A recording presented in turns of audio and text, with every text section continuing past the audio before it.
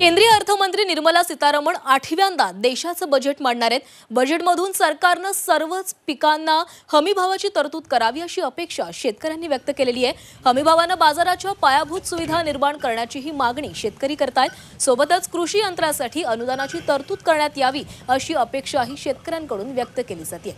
दरम्यान यवतमाळमधील शेतकऱ्यांसोबत बातचीत केलेली आहे आमचे प्रतिनिधी श्रीकांत राऊत यांनी। केंद्र सरकारचा अर्थसंकल्प जाहीर होणार आहे आणि या अर्थसंकल्पातून देशाच्या अर्थव्यवस्थेचा कणा असलेल्या शेतकऱ्यांना नेमक्या काय अपेक्षा आहे हे आपण जाणून घेऊयात। मला सांगा, अर्थसंकल्प जाहीर होणार आहे, काय अपेक्षा आपल्याला या अर्थसंकल्पामध्ये यावेळेस शेतीसाठी जास्तीत जास्त निधी हा देण्यात यावा। जोडधंदे असतील, प्रक्रिया उद्योग असतील, काय काय शेतकऱ्यांसाठी सरकारने केलं तर शेती आणि शेतकरी जीवन धरवलं?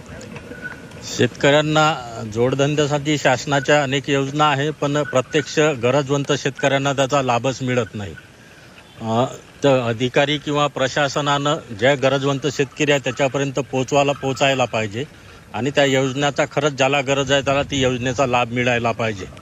आणि दुसरा विषय, शेतकऱ्याच्या बाबतीतनी सरकार दरवर्षी हमीभाव जाहीर करतो, पण 50% शेतकऱ्यांचाही माल हमीभावाने जात नाही, त्याला बाजारातच मार्केटमध्येच विकायला लावतो। याचं CCIची खरेदी खूप उशिरा सुरू होते।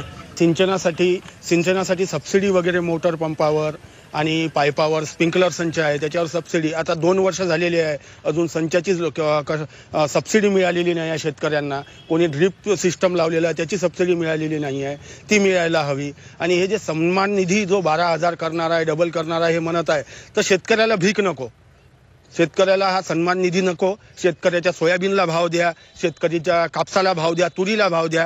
हे या गव्हर्नमेंटनं जेव्हापासून आलेली आहे प्रत्येक अर्थसंकल्पात धूळफेक केलेली आहे आणि शेतकऱ्यासाठी तर या अर्थसंकल्पात काहीच नाही आहे, ही पूर्ण माती आहे। निश्चितच केवळ धूळफेक न करता शेतकऱ्यांना सक्षम बनवण्याच्या दृष्टीने तशा योजना सरकारने आणल्या पाहिजे अशीच अपेक्षा शेतकरी या केंद्रीय अर्थसंकल्पाकडून व्यक्त करीत आहे।